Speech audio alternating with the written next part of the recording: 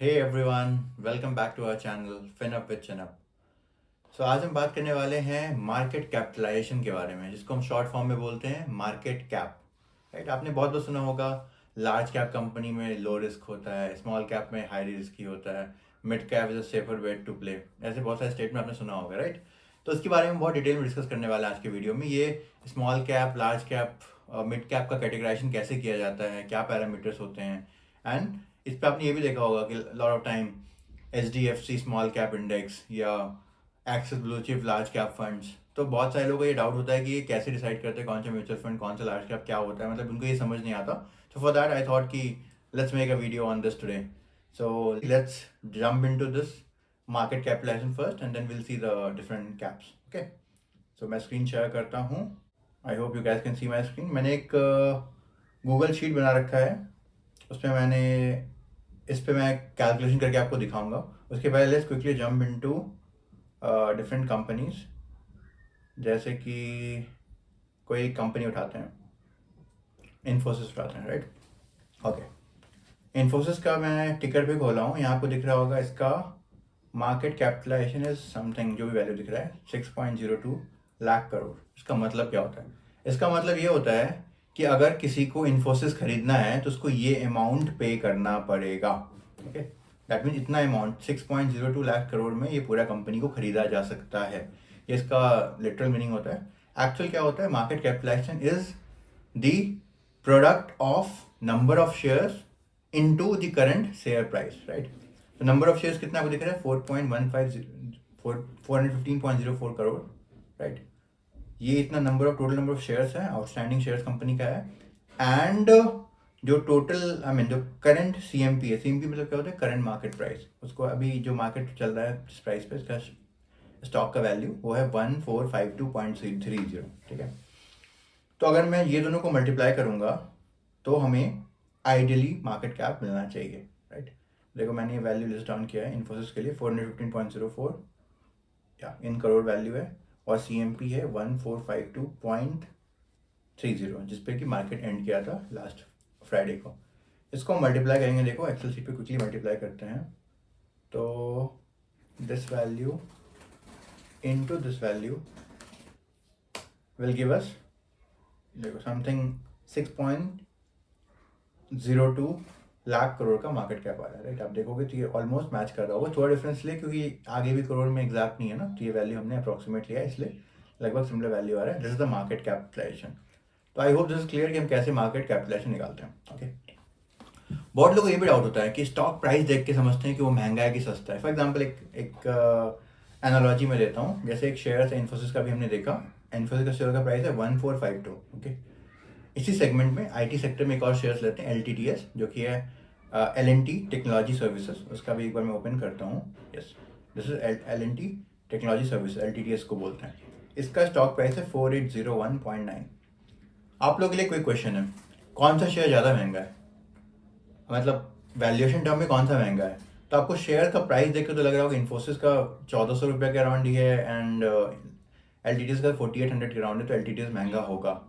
But this is not the right parameter decide कि कौन सा स्टॉक महंगा है या कौन सा बड़ा कंपनी है, राइट। ऐसे भी हम स्टॉक के प्राइस से भी हम कंपनी को बड़ा या छोटा नहीं बोल सकते। वो कैसे बोलते हैं? वही मार्केट कैपिटलाइजेशन जो भी मैं बताया।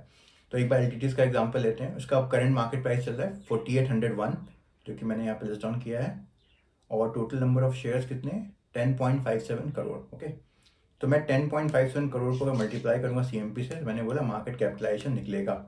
देखो इन्फोसिस का मार्केट कैप कितना आ रहा था? 6.02 लाख करोड़, और LTTS का कितना आ रहा है? 50,000 करोड़, राइट। तो ऑलमोस्ट इन्फोसिस से 12 टाइम्स से भी ज़्यादा बड़ा कंपनी है। तो ऐसे पता चलता है इन्फोसिस बिगर कंपनी है LTTS। And CMP is not the right method to find whether the company is a bigger company or a smaller company, या वो अच्छा वैल्यूएशन है कि नहीं, वो भी हम देखेंगे फ्यूचर में। कि करंट मार्केट प्राइस बस इंडिकेशन है कि आपको इतना प्राइस पे करके एक शेयर बाय करना है, और बाकी इससे कुछ भी आपको सब मतलब डिसीजन नहीं लेना चाहिए कि अगर ये 1452 पड़ रहा है इसका बाय करने में तो ये महंगा है या सस्ता है। ऐसा नहीं होता। वो हम डिपेंड करते हैं, बहुत सारे रेशियोज होते हैं, like PE ratio, ROC, ROE, ये हम बाद में डिस्कस करेंगे। मैं आपको आइडिया दे रहा हूँ। एंड बड़ी कंपनी कैसे डिसाइड करते हैं? बेस्ड ऑन मार्केट कैप, ठीक है। तो क्विकली अगर हम ये बोलेंगे इन्फोसिस में LTTS में कौन सी बड़ी कंपनी है? Obviously Infosys, right, one of the big IT companies of India में, ठीक है। वैसे क्विकली वो एचयूएल का देखते हैं। HUL is a big giant in the FMCG sector. FMCG is fast moving consumer goods, ठीक है। तो इसका एक बार देखते हैं क्विकली मार्केट कैप कितना है। तो एफएमसीजी को में हम एचयूएल को खोलते हैं एक बार। या दिस इज एचयूएल। इसका करंट सीएमपी कितना दिख रहा है? 2563.65, 2563.65। ये मैंने नोट डाउन कर लिया है। टोटल नंबर ऑफ शेयर्स कितना है? 234.96। अगर मैं ये दोनों को मल्टीप्लाई करूंगा तो अगेन हमारा, एक मिनट, हमारा ये वैल्यू कितना आता है? देयर समथिंग अराउंड, एक मिनट, ये वैल्यू कितना आ रहा है?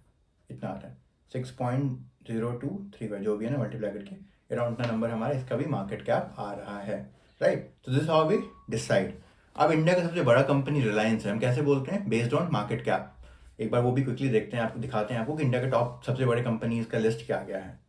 देखो, मैं एक बार ग्रो पे खोलता हूँ, फिल्टर्स हटा देता हूँ एक बार सभी।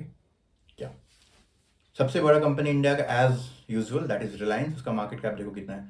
16.07 लाख करोड़, सबसे बड़ी कंपनी इंडिया की। सेकंड पे क्या आ रहा है? टीसीएस। अभी टीसीएस है, कुछ दिन पहले एचडीएफसी बैंक था। टीसीएस कितने पे? 12.19 लाख करोड़, राइट। वैसे एचडीएफसी बैंक 11.62 लाख करोड़ की कंपनी है।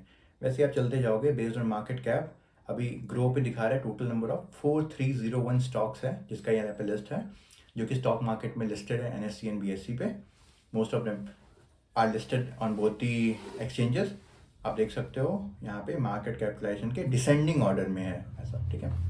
तो नाउ कम्स दी क्वेश्चन कि ये लार्ज कैप, मिड कैप और स्मॉल कैप क्या होता है।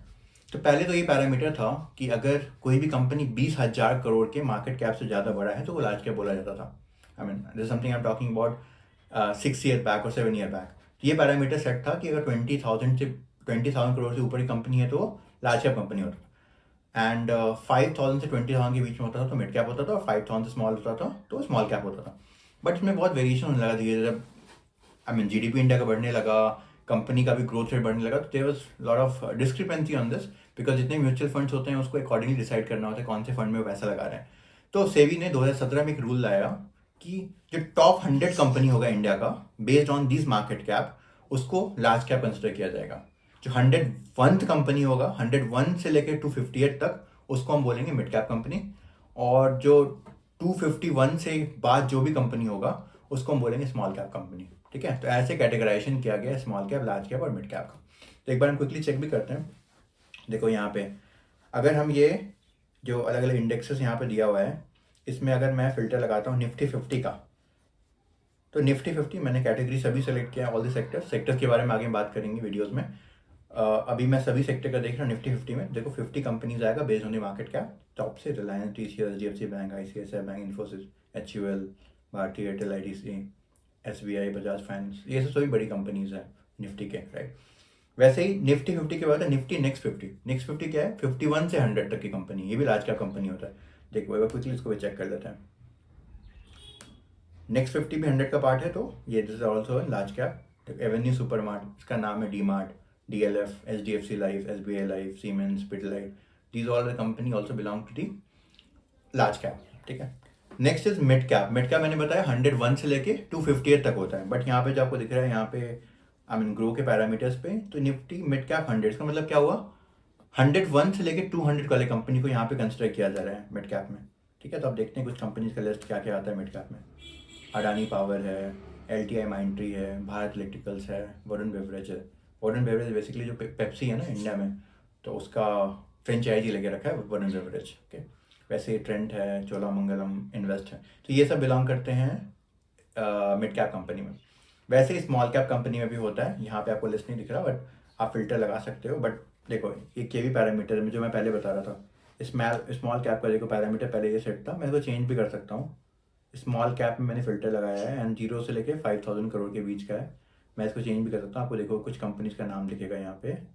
एक मिनट, मैं एक बार फिल्टर लगाता हूँ, इसको हटा रहा हूँ मिड कैप को। स्मॉल कैप में लगाया हूँ मैं, प्राइस को वही रखा हूँ, 5,000 तक सेट करके रखा हूँ अभी तो। अब देखो कंपनी का नाम क्या है, आयन एक्सचेंज, या आप देखो रेन इंडस्ट्रीज़ हो गया, PTC इंडिया हो गया, DB कॉर्प्स हो गया। तो ये सब जो कंपनीज हैं ये सब स्मॉल कैप कंपनी में बिलोंग करते हैं। वैसे ही आप यहाँ फिल्टर लगा के आप प्राइस चेक मतलब चेंज भी कर सकते हो एंड अकॉर्डिंगली इसमें आ सकते हैं। मिड कैप पे फिल्टर लगा सकते हो, वही जो मैंने आपको पहले वाला क्राइटेरिया बताया था, they will get the list of company like Whirlpool, Hitachi, CDSL, Atul, IDFC bank. तो ऐसे हम कैटेगराइज करते हैं। तो नाउ अगर आगे से आपको म्यूचुअल फंड में इन्वेस्ट करना हो और आपको ये जानना हो कि कौन से कैप में कौन से मिड कैप में लगाना है, स्मॉल कैप में लगाना है या लार्ज कैप में लगाना है, तो यहाँ से आपको थोड़ा क्लैरिटी मिलेगा। एक और चीज़, लार्ज कैप क्या होता है, इंडिया की सबसे बड़ी कंपनीज हैं। तो basically large cap companies are like most safe in terms of उनके फेल होने का रेट क्या है, मतलब इतनी बड़ी कंपनीज में फेल होने के चांसेस भी बहुत कम होता है। तो अगर आप लार्ज कैप में इन्वेस्ट करते हो तो that is less riskier than the mid cap and the small cap, right. But उसमें वही है कि आप रिस्क कम लोगे तो risk is proportional to growth, I mean reward also, right. बोलता है ना उसमें भी, रिस्क है तो रिस्क है। वैसे ही बात है, आप जितना ज़्यादा रिस्क लोगे उतना ज़्यादा आपका रिवार्ड का प्रोबेबिलिटी बढ़ जाता है। तो लार्ज कैप में आप लगाओगे तो आपका रिस्क तो कम होगा, बट अकॉर्डिंगली उसका ग्रोथ रेट भी कम होता है।